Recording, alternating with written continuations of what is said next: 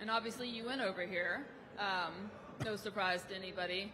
But so you speak about you called him out, had these vignettes, and he didn't respond, which he's really well at, which kind of happened in WrestleMania 34, right? Oh my God, what an awesome. This was so good. This blows my mind too. So y'all were at Vengeance. It was 15 years apart when y'all met again in the ring. Yeah. Like, how does that happen?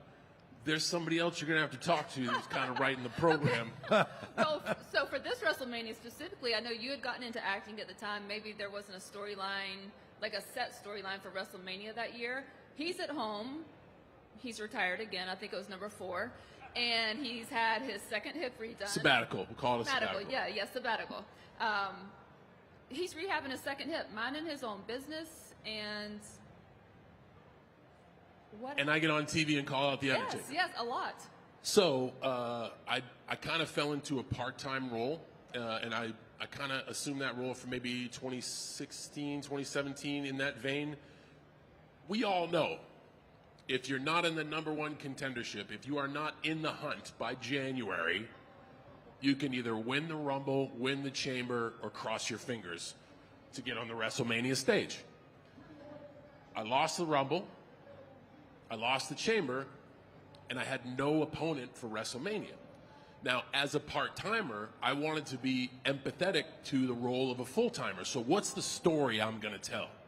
I know I have a part-time gig from like January till WrestleMania, and I have to fill an entertaining and believable storyline for you guys. I hate when people just show up without a reason. I hate when people just show up without a why. I always welcome any involvement, anything that can move the needle or tell a good story or make you guys excited. I wasn't in the picture as a #1 contender because I'd been away, lost the Rumble, lost the Chamber, so I went out and said, I will not be on WrestleMania. And it was like, oh, you're John Cena. That's not even true. No, I won't be on WrestleMania because I haven't earned the spot. So there's a believable story of like, oh man, he doesn't have a championship match. He did just kind of mosey in here in January, but I wanted to be on WrestleMania. What's the only surefire way besides those 2 routes that you can be on WrestleMania, but is also suicide? Because of the streak. You call out The Undertaker. So in doing that and saying, I have no other option, I'm throwing myself to the wolves. I want to be on WrestleMania that bad. Screw it. I'm doing it. I'm going to get my ass whipped, but I'm calling out The Undertaker. And then the audience is like, man, this is great. So it's a creative narrative that allows the winner of the Rumble to go forward as planned. I don't have to steal anybody's shine. The winner of the Chamber to go forward as planned. I don't have to steal anybody's shine. And then I can say, the only way I can do this is by doing something really stupid and kicking a hornet's nest, a big hornet's nest. Should I do it? And that's when you're sitting at home and the crowd is like, yeah, you should. And you're like, ah, shit. Yeah. Now I got to go to work. Well, so I just had my second hip surgery, right? So I am oblivious. I'm oblivious to it. So this was all your idea, actually. So, yes. Okay. I want to take credit for that, but I also want to say that in not going into business for myself, I asked if it was an option, and I was told that it was an option. Well, it was an option, but I'm going to have to call him. I never forget getting the call. He goes, "Hey, what do you think?" And I'm like, oh, "Come on." After all these years, now, like, I'm full of metal. I don't have any plans at this point to get back in the ring, and now you're going to dangle this carrot in front of me. Like, come on, man. And I think you actually told him, you said, like, give me 2 weeks to see if I can even think that I can get into the shape I need to be in to wrestle with John. I'm rehabbing. Literally, yeah. And I get like, oh, yeah, like, this is after I'd already committed. Like, I had a ring sent down to Texas, put up in this old dilapidated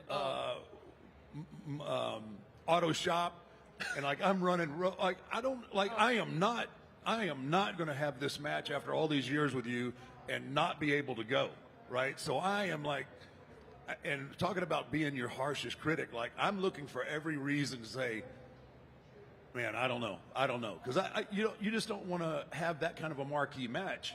Like, we're 20 years into your career. I'm there all that time. You do not want to shit the bed. But how long was the build-up? Because it was about 6 weeks. And I think this is the only storyline I can ever think of where all you did was talk trash and he didn't even show up for yes. whole So build to Mania. continuously, I would just try to rage bait you out of retirement. And week after week, I would promote, like, you guys want to see this, don't you? Like, bring him out. I don't care if I'm going to get my ass kicked. I want to go to WrestleMania. And I would consistently say, if he doesn't show up, I am going as a fan. Right. And I will go. I haven't earned my spot. And if not, hell, I love to watch Behind the Barricade. It's the best seat in the house. For 1 year, I'm going to sit on the bench and be a fan. And like that, those were my stakes. If you didn't show up. So we honestly, the contingency was, if you said no, I have more than 4 beers with those guys.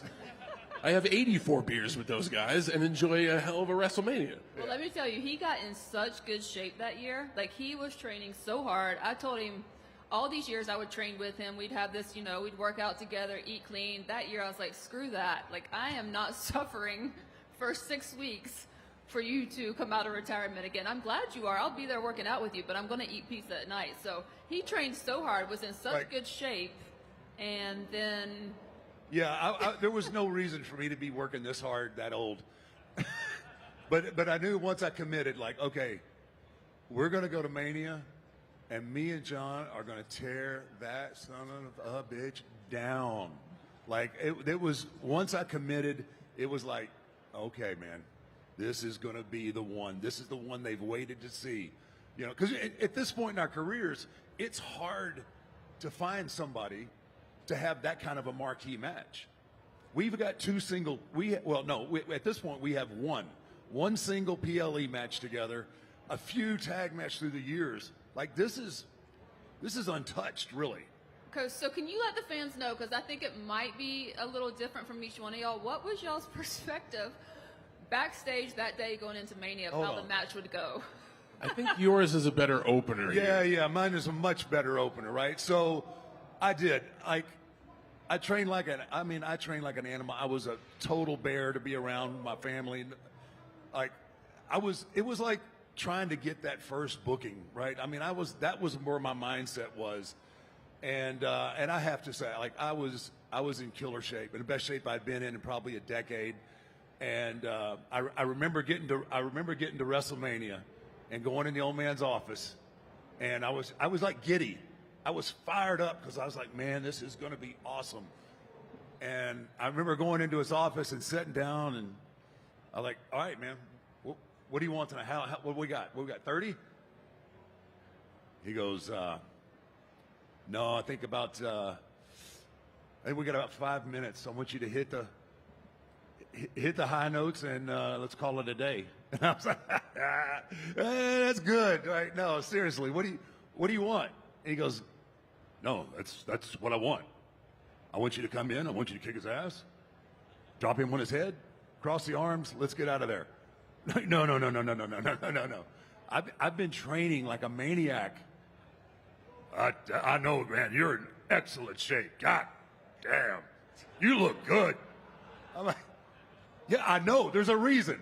It's John Cena, Undertaker, WrestleMania. God damn, Mark. They don't want to see that. I'm like, I'm pretty sure they do. I'm just saying, I know a little bit too. I'm pretty sure they want to see this. Yeah, they're going to see it. 5 minutes. Do all the hits, call it a day. Like, where's John? Somebody go get John. John comes in. John, he wants to do 5 minutes? And we're going to go? And he goes, out missing a beat? He goes, yeah. What else? And I'll let you take over from there. But like my call in, my airstrike, my support. Your phone a friend. Didn't show up. So I love this story because it's WrestleMania season, and it shows the passion of performers and the pressure they put themselves through in WrestleMania.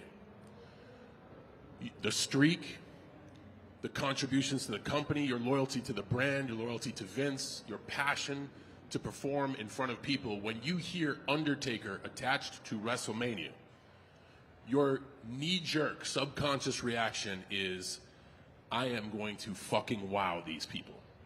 I am going to show them who I am. And when I say, do you know who the F you're dealing with? Everyone is going to understand. That's you. The narrative going into WrestleMania was, this guy is not gonna show up. And the reason you never showed up, never responded, was not to build to a 30-minute match. The payoff is, you're here. That's it. And how do we make it like you're not gonna show up? I specifically didn't wear the Superman outfit.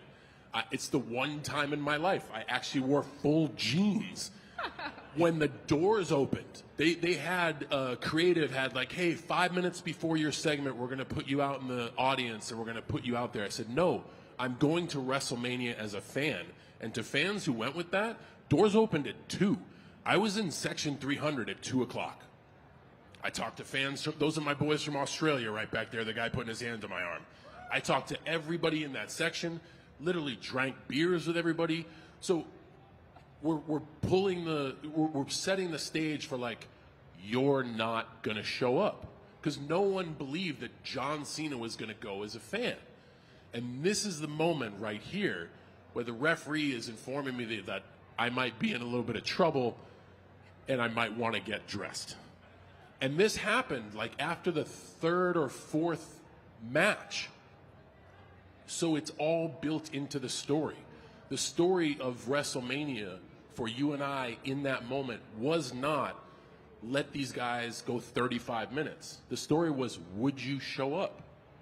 And I ran over the barricade in denim and my gray T-shirt, switched to the Superman outfit as soon as I could, ran down to the ring and was like, I might be half sober. Is this guy here? Is he not here?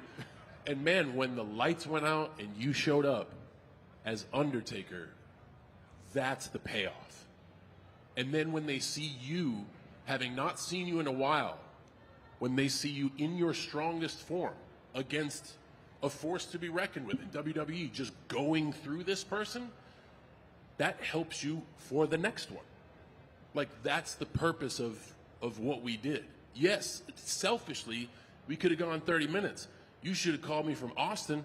I would have brought an iPhone down. We'd have set up a tripod in your ring. We could have had a match for us that we could have watched later on. It would have been great. We could have showed it in the Lost Archives. Yeah.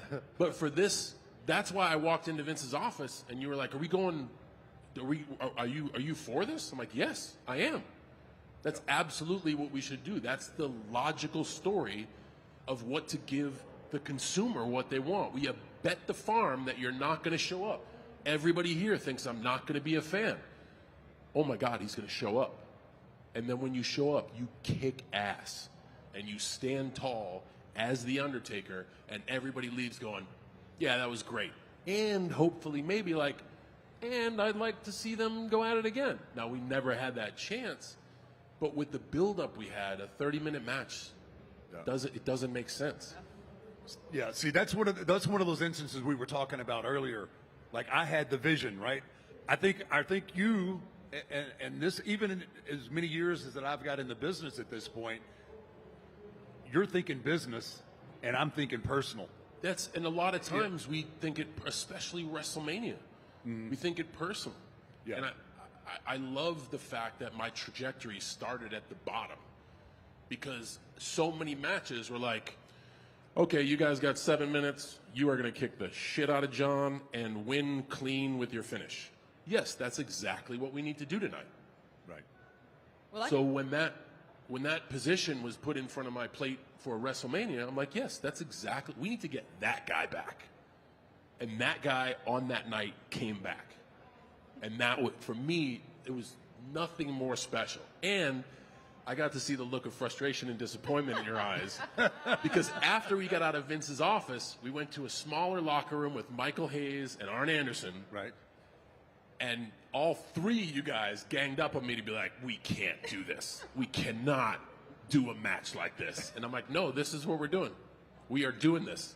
Can you do your stuff? And you're like, of course I can do my stuff. I'm like, is there anything you want to go over? You're like, man, you mind if we just get in the ring and like run the ropes? Because you've been training so hard. Our WrestleMania practice was, it was like a posturing 30 seconds. That was it. Literally. And that was it. And then we were ready to go. But yes, it's a prime example of like, yeah. All I was wanting to do that year was redemption, right? And again, that goes back to the But personal. that is, in my mind, that is redemption.